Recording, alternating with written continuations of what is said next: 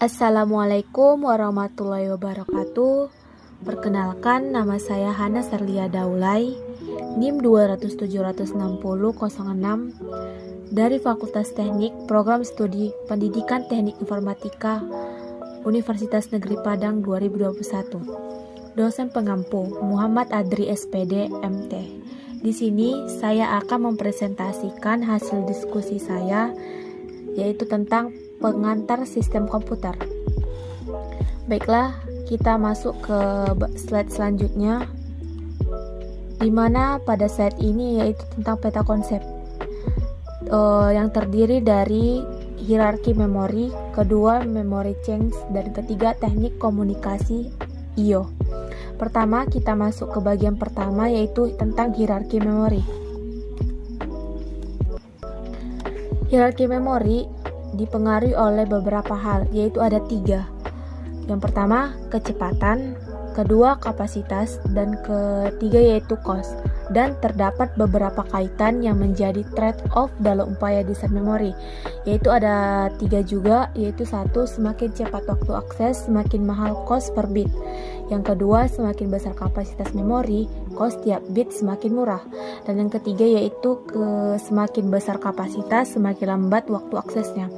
Jadi kesimpulan dari hal ini yaitu memori yang berukuran kecil lebih mahal dan lebih cepat, sedangkan memori yang berukuran besar itu lebih lambat atau lebih murah.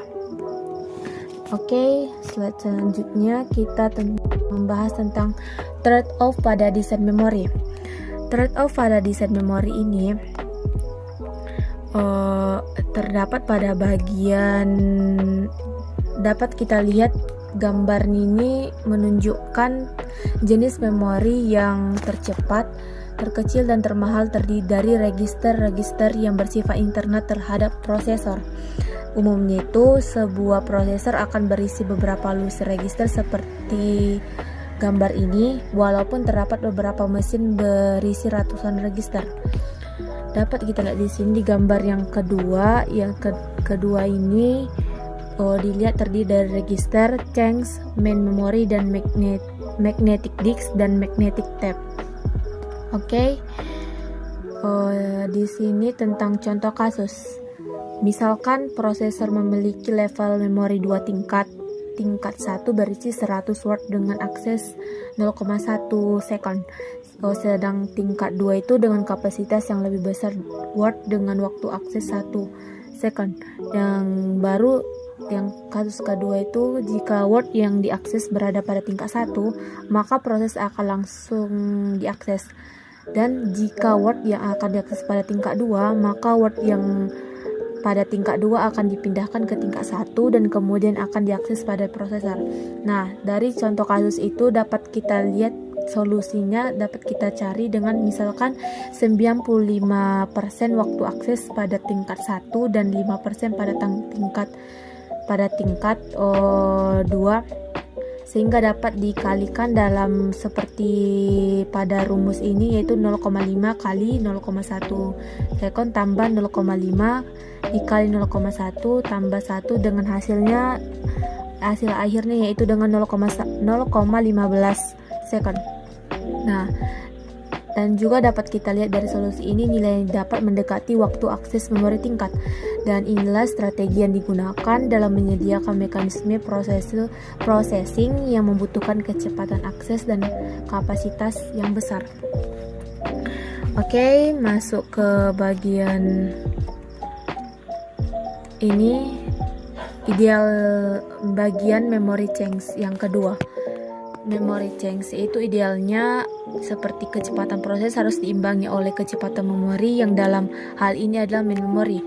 Dan chunks memori ini bisa didefinisikan sebagai memori berkapasitas terbatas, berkecepatan tinggi yang lebih mahal dibanding memori utama. Dan memory chunks ini terletak di antara memori utama dan register CPU yang berfungsi agar CPU tidak langsung mengacu ke memori utama, tetapi di chunks memori yang berkecepatan aksesnya lebih tinggi. Metode ini akan meningkat kinerja sistemnya juga. Dan slide-nya tentang motivasi. Motivasi ini biasanya disimpan di luar prosesor dan dapat ditambahkan untuk meningkatkan kinerja. Saat ini change ditanamkan di prosesor. Dan yang kedua itu kecepatan memori utama sangat rendah dibanding kecepatan prosesor modern. Karena kecepatan memori utama dibatasi oleh batasan elektronik dan packing, maka solusinya harus dicari pada sistem arsitektur yang berbeda.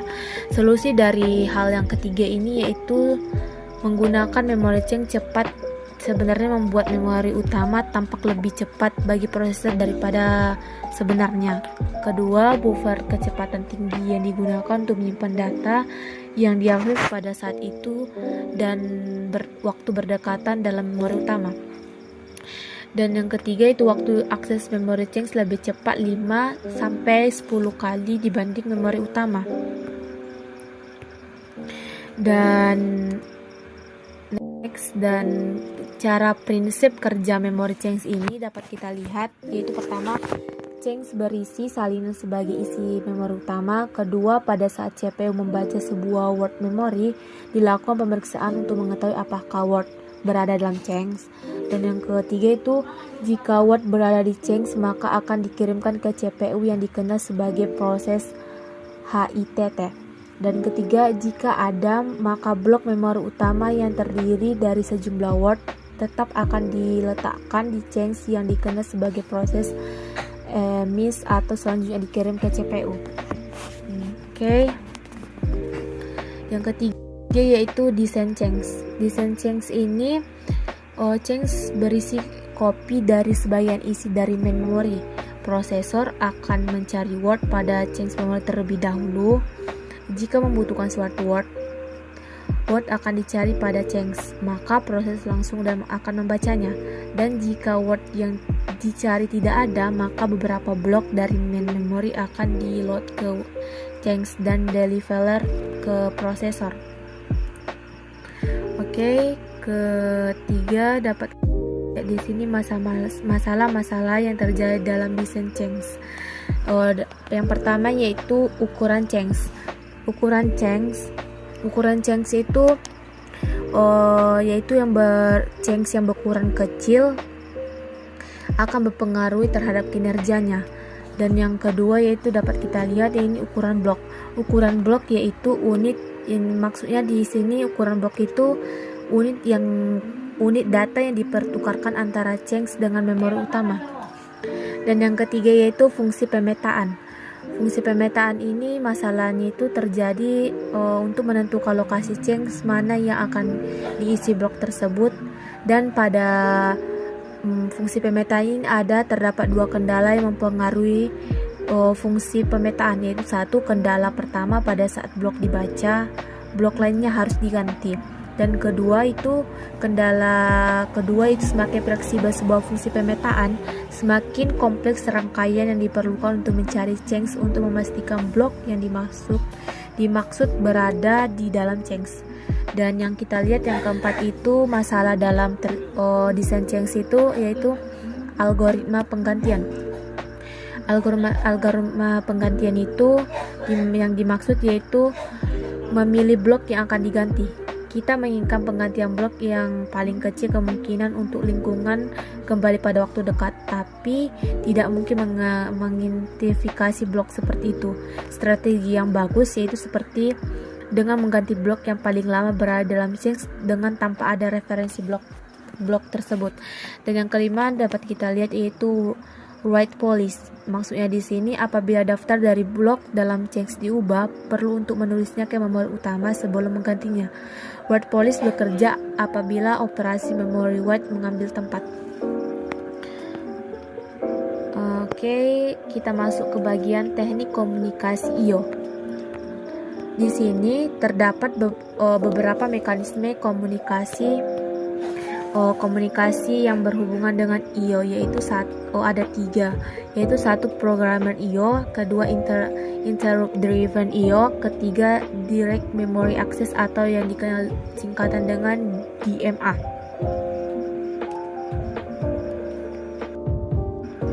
Nah, kita masuk di bagian programmed IO.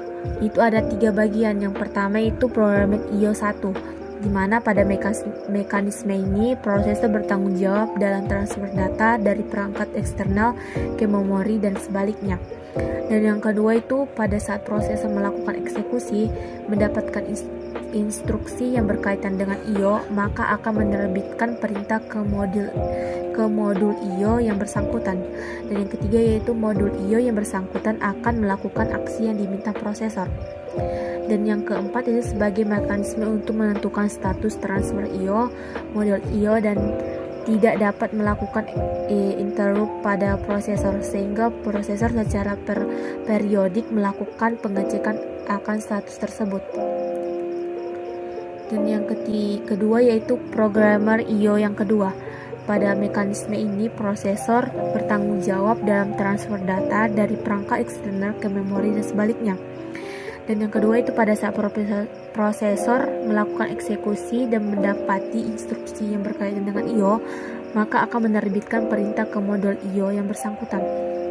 Dan yang ketiga itu modul IO yang bersangkutan akan melakukan aksi yang diminta prosesor. Dan yang keempat yang terakhir yaitu sebagai mekanisme untuk menentukan status transfer IO, modul IO tidak dapat melakukan interrupt pada prosesor, sehingga prosesor secara periodik melakukan pengecekan akan status tersebut. Dan yang terakhir yaitu programmer IO ketiga. Di sini pada gambar di samping dapat kita lihat ditunjukkan mekanisme eksekusi instruksi yang melibatkan IO. Prosesor secara periodik melakukan pengecekan untuk mengetahui status dari mana transfer data dari perangkat eksternal ke main memori dan sebaliknya. Yang terakhir yaitu sehingga prosesor disibukkan dengan proses untuk mengetahui status transfer. Oke. Dan yang ini tentang interrupt driven IO. Di sini masalah program IO biasanya kayak prosesor harus menunggu hingga modul IO siap untuk melakukan transfer yang mengakibatkan prosesor mesti melakukan pengecekan yang berulang atau status modul IO. Alternatif dari masalah ini yaitu proses menerbitkan perintah ke modul IO dan kemudian prosesor melakukan eksekusinya atas instruksi yang lain. Modul IO ini biasanya akan melakukan interrupt ke prosesor untuk melakukan layanan jika modul IO telah siap saling bertukar data dengan prosesor. Prosesor kemudian melakukan eksekusi atas instruksi perpindahan data. Setelah selesai, prosesor akan melakukan eksekusi instruksi sebelumnya, sebelum prosesor diinterrupt oleh modul IO. Dan kita masuk ke bagian Direct Memory Access atau DMA 1. Itu kalau nggak salah ada 3 macam. Yang pertama ini ya Director Access DMA 1. Di mana interrupt driven IO dirasa lebih efisien daripada programmer IO, namun interrupt driven masih memerlukan intervensi aktif dari prosesor. Yang kedua, kesulitan yang dihadapi oleh programmer itu seperti kecepatan transfer dibatasi oleh kecepatan prosesor dalam memeriksa dan melayani perangkat eksternal. Lalu prosesor terikat oleh kegiatan yang mengatur tentang transfer IO. Dan yang kedua yaitu tentang Direct Memory Access atau DMA 2. Di sini jika terdapat data yang bervolume besar, diperlukan teknik yang lebih efisien. Direct Memory Access atau DMA yang diperkenalkan sebagai solusi untuk menyediakan modul yang terpisah yang terdapat pada sistem bus atau menggabungkannya dengan modul IO. Dan pada saat melakukan pembacaan atau penulisan suatu blok data, prosesor melakukan perintah ke modul DMA dengan cara mengirimkan informasi, yaitu dengan cara 4, yaitu apakah read atau write yang diminta, dan kedua apakah perangkat IO terlibat, ketiga lokasi awal dalam memori yang akan dibaca atau ditulis, yang keempat itu jumlah word yang akan dibaca atau ditulis. Dan yang terakhir yaitu Direct Memory Access atau DMA 3.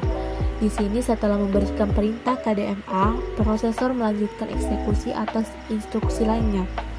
DMA melakukan transfer data dari perangkat eksternal ke main memory tanpa intervensi prosesor.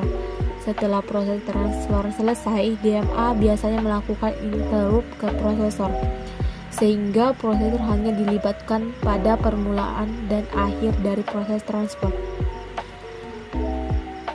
Oke, cukup sekian dari hasil diskusi presentasi saya. Saya ucapkan Assalamualaikum warahmatullahi wabarakatuh.